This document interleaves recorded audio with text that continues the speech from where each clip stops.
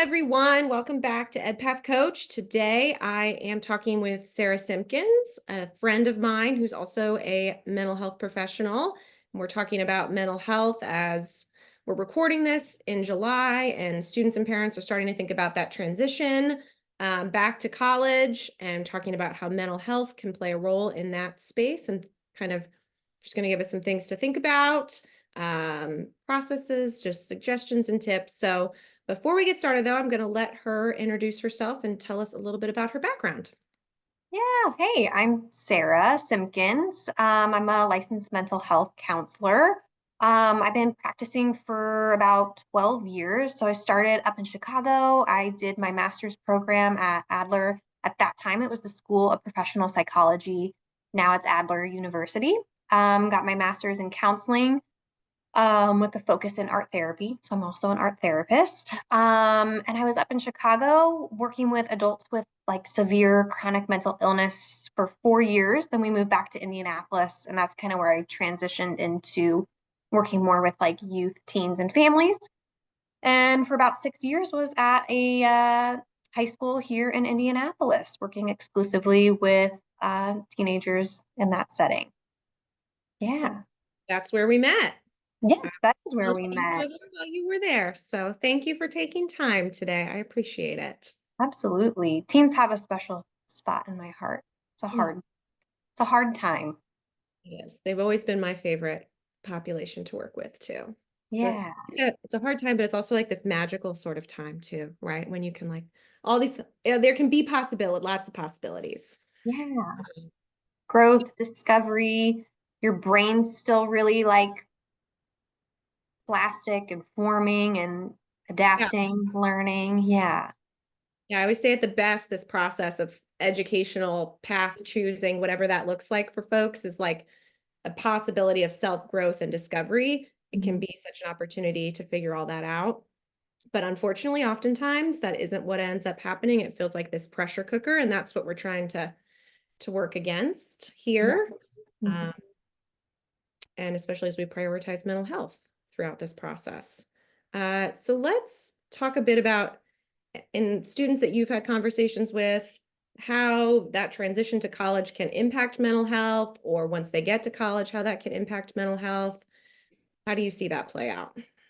Well, I think for, a lot of students and people that I work with, and I forgot to mention, I do have a side private practice, and I do actually get quite a lot of college and young adults that I work with as well. But I think I hear a lot like if you think about change, going to college is, a huge change. So there's a lot of stuff going on with adjusting, right? So adjusting to kind of total independence, right? It's kind of putting to the test, that internal motivation versus the external motivation. You know, issues or challenges related to time management. You're also meeting all new people. There's that stress and pressure about making friends, and I think a lot of people talk about college as like this time where they make all their friends and these lifelong friends. There's such a buildup. There's an expectation of this experience as well. But I think substance use, right, is very there and present. You're away from your primary supports. Those are a lot of the things that come up. But I think the biggest one for people is like that internal motivation, making it to class, completing assignments, being, if you think about all that executive functioning stuff, I think that's where people can tend to sink or swim. Yeah, I think those are important points, especially the one about that like expectation buildup that Mhm. we see in our society. And oftentimes teens hear from their parents about college is the best time of your life. Best, yeah. Mhm. Gonna meet your spouse. I made my best Right. friends. And so you go with these really high expectations, forgetting that it's normal for it to be an adjustment, and to that this is a big change, and there are proactive steps that you can take to kind of lessen the chances of it being such a or being an emotionally be difficult experience. So as you think about proactive steps that students or parents could take as they're transitioning to college, what What would you say some of those are? I think, depending on the kid, right? So if your kid is already in therapy for something like anxiety or depression or ADHD kinds of things, I think thinking about just maintaining that connection can be really important. For a lot of counselors and therapists, virtual has been great because as long as your current therapist is in the state of Indiana, and you're in the state of Indiana for college, they can continue with you. And so even though you feel like things are really good, and especially summer is a time that a lot of people feel really good, and it might be a time and place that you drop off, I would really encourage you to at least maintain like a once a month connection, because then that time of adjustment, August, September, October, and then even especially those winter months, can be great to just stay connected because it's so hard. I think we've all been there where it's like we kind of drop out of therapy, we feel done, and it takes a lot to get us back in. So if the connection is still there, that can be really important, really crucial. But if your kid is not already connected and you're anticipating some challenges and adjustments, I would say do your research and maybe try to get like connected to somebody sooner rather than later. And especially if they're going into a different state, looking at your resources as far as insurance and what's around you, what's near you. Um, Looking at counseling centers as well, what your school has to offer. Those are great. I think, and I don't know if this is your experience because I'm not an expert. You have visited way more college campuses than I have, but a lot of them are more brief and short term. Is that accurate? That's been my experience as well, that oftentimes it's like an intake and maybe like some short-term therapy and then Mm-hmm. we're out. Yeah, groups, they might offer some groups and things like that. But yes, if it's seeming like they need more long-term support, they're going to refer out anyway. So if you're anticipating, if you know you have a kid that struggles with adjustments, right? Like just think about connecting before rather than later, because like I mentioned earlier, it's just taking that first step can feel really hard and it often takes longer than we'd like it to. Things tend to have to get really bad or we forget about it, put it off. But other proactive steps, I mean, just to have conversations, like we talked about, like even if you reflect on college and it was a great time, talking to your kid about, hey, yeah, making friends can feel overwhelming, balancing your time can be hard, talking about substance use, just early warning signs. I think it can be even good. I know I work with a lot of clients when they're feeling really good and well is a great time to make lists of the things that they're doing that help them feel good as a reminder for when they're not feeling great. They can refer back to that and be like, oh yeah, I have not been sleeping well. Oh, I have not been running and running makes me feel great. Um, gosh, I haven't been like taking showers, whether that be basic self-care or more extra self-care. Um, what else? Be proactive. I feel like that's all I can think of. Maybe doing research on some clubs or activities that are of interest to help kind of expedite that connecting to people, which I think, is a tough one in that college setting. I think feeling that pressure and that rush to Mhm. make friends can be hard. And feeling like it's supposed to happen right away. Like we forget that it takes time to build friendships and that that connection is not always present there right away. Yeah, for sure.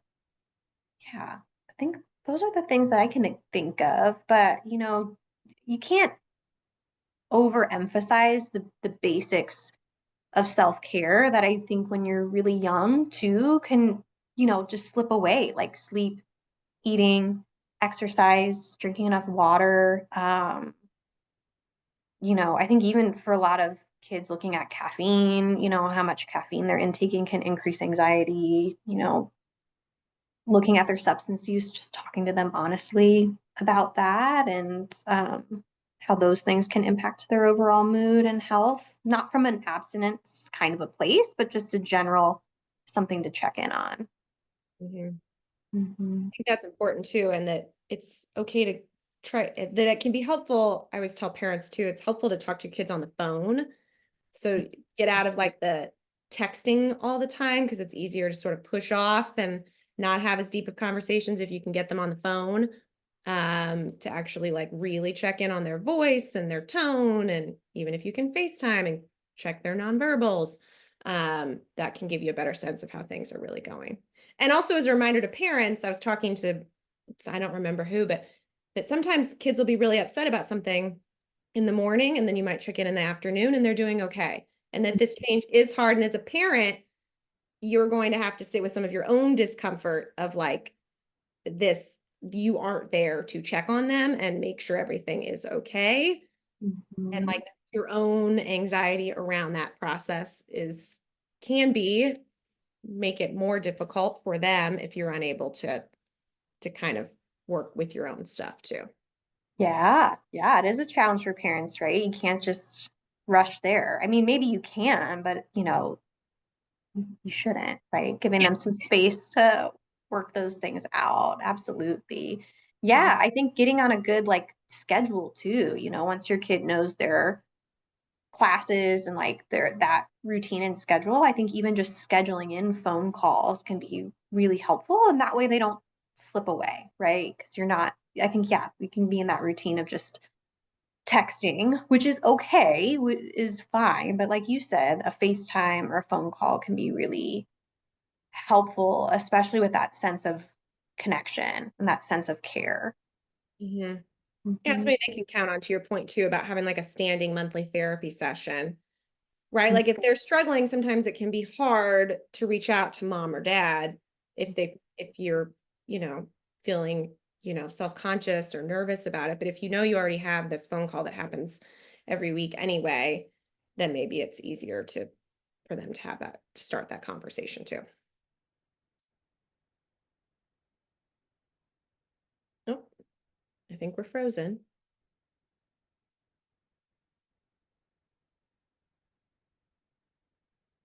Okay.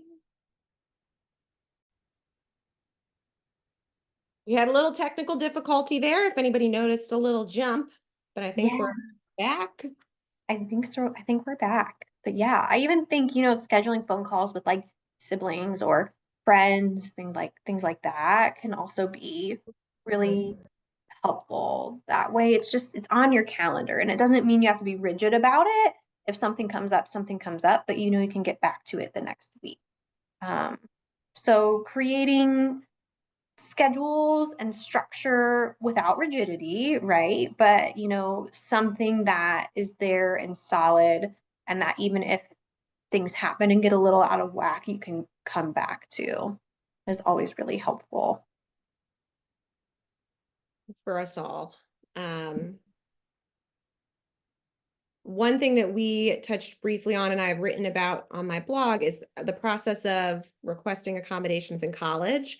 And I know you've had a little bit of experience with this, but if you could just speak to the student that you've gone through that process with, just to give parents an understanding of kind of at one school what that could look like. And then I will kind of circle back and add in some additional context after. Yeah. Yeah, like I said, I haven't had a ton of experience as far as, kids requesting or needing accommodation. I think if people are coming in already with a 504 or especially an IEP, that's actually probably, a decently easy transition. But I know I had a student at Butler who, came in with no accommodation. And it was a really pretty easy, simple form for me to fill out and send back. And all she was really hoping for was extended time because of her anxiety. And I know she was able to receive it, and it was very helpful for her to know that she just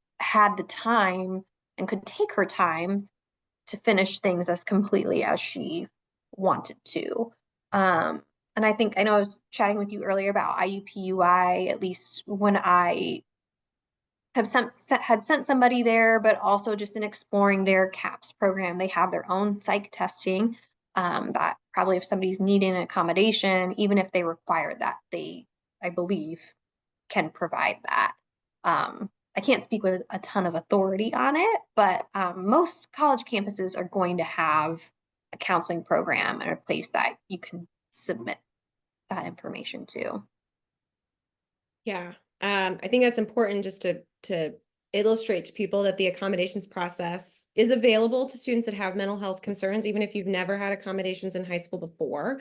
If you have had an IEP or a 504 in high school, you would definitely want to take that to the student accommodations or disability services office at the campus that you're enrolling in. Have your documentation. You will have your documentation already through that, but if you don't have documentation already, if you're seeing a mental health therapist, they can provide that for you. Or oftentimes, as Sarah mentioned, the college will be able to kind of connect you to a person who might be able to provide documentation once you start seeing them and talking to them. So for students who already have a college chosen, that office can look different at every school. It has a different name, different process, but there is an office there where you can request accommodations. And if you're a parent or a student who's watching this video, maybe you just are starting this process, I would encourage you as part of your college research process to research what accommodations are available and what support services there are at every school you're looking at. Because oftentimes that piece ends up being coming at the end after you've already chosen a school, and then there's no ability to make changes or adjustments. And colleges aren't bound by the same laws that high schools are bound by. High schools have very strict requirements of what they have to do based on the federal government's guidelines and accommodations they have to offer. Colleges can kind of decide what they want to do.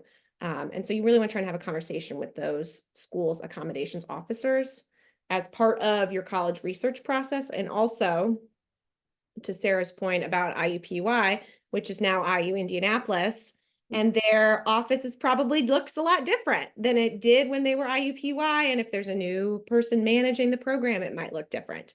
So as much as possible, researching and finding out what it's going to look like at different schools you're looking at can be really helpful.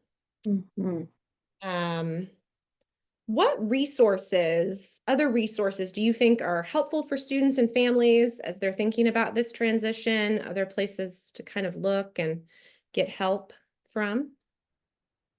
Well, yeah, I would say probably you, right? Might be a good resource. Somebody who really knows colleges too, right? And it might be at your school, a college advisor might know a lot about particular colleges and things like that. But as far as mental health, I can't underscore how important it is to be just proactive about getting connected to health or help, sorry, and like a mental health therapist. There can be really good like youth support groups as well, kind of more grassroots um, things going on, but having those conversations early with your kids, talking to your kids about mental health and just normalizing that what comes along with adjustments, right? Because I think a lot of people just go through these very normal adjustments. And in the world of mental health, right, there's an adjustment disorder, which if I'm ever providing that to somebody, I really make sure to talk to them about, for insurance, right? If you're working with insurance, you need a diagnosis. But to me, an adjustment disorder is really a normal experiencing of within the 6 months of the change, this big change that's happening, or maybe lots of changes are happening, like in college, it's going to be normal to have an increase in anxiety and an increase in depressive symptoms. And talking through those things and maybe working with someone to kind of problem solve and assess what's going on can be just so, so helpful. So I can't really Mhm. underscore it enough, highlight that talking to somebody can be really helpful. And maybe you don't need a therapist. Maybe you just need, your parent to talk to, a really good friend to talk to. Um, just normalize that. Some of those changes are really, really hard. Yeah. And I Mhm. think too, sometimes it's like, well, I don't want to put the idea in their minds. Like parents worry about like, if I bring these things up, am I planting seeds for things that might come up? And like, that's not going to happen. Your student is already aware of their substance use on campus, but they might not be aware about the adjustment and how that can impact things. So students are exposed to I mean, so much social media now when Mm. that like comparison of what college is supposed to look like is so evident to them if they're looking for it or not looking for it. So you're not going to plant something that wasn't already there, but the saying it out loud and the normalizing of it and the space of preparing and being proactive can be so important.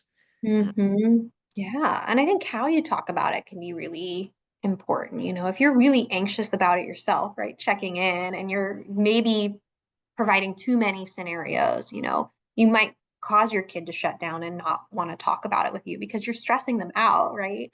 Yeah. Um, yeah. But if you can just talk about it in a really open-ended kind of a way, or even reflect on your own experiences, things that were great about college, but some things that were hard, I think can be really helpful in getting your kid to open up about those things. Yeah, you're right. I mean, substance use is there, it's always going to be there. They know that. Um, but it's a good thing to talk about, and especially safety wise, right? Like just being safe. The sexual assault is there, it happens, right? And a lot of times on college campuses. And that's when those college counseling support centers can be really great because they have a lot of resources there. But yeah, just making sure you're having balanced conversations. Yeah. And I think too, as a parent, it's okay if it's difficult for you that your child is going away and seek out your own support and normalize for yourself that this transition of your child leaving the house is different for every parent that goes through it. Some parents, it's this celebration and they're excited, and some parents, it's a loss and it's grief, and some it's both at the same time, depending on what's going on. So if you need help, that Mhm. is a good time to realize that it's okay for you to need support too. Definitely. Yeah, I think it's stressful for everybody. It's like stressful and exciting Mhm. at the same time. It can feel very sad too. Yeah, bittersweet. Yeah. Yeah. Well, any last words or last advice or suggestions or anything else we didn't touch on that you want to mention before we sign off? Hmm. I don't think so. But like, good luck to everybody, right? Going into their senior year, really making those decisions, or even junior year. Mhm. Um, yeah, that's an exciting, it can be a very stressful time, but also very, very exciting. But a good time for them to look into really looking at their values and what's important to them, and looking at Mhm. when you're going on those college visits, really explore that counseling center, explore, what resources and things they have, and come prepared with good questions, because that could also really dictate where you feel comfortable and where you want to go to school and where you're going to feel supported.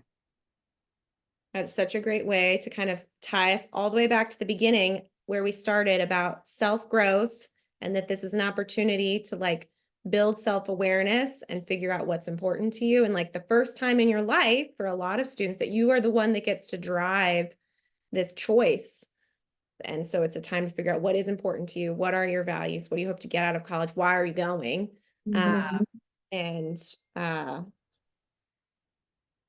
Yeah, that text message ding just totally made me lose my train of Yeah, thought.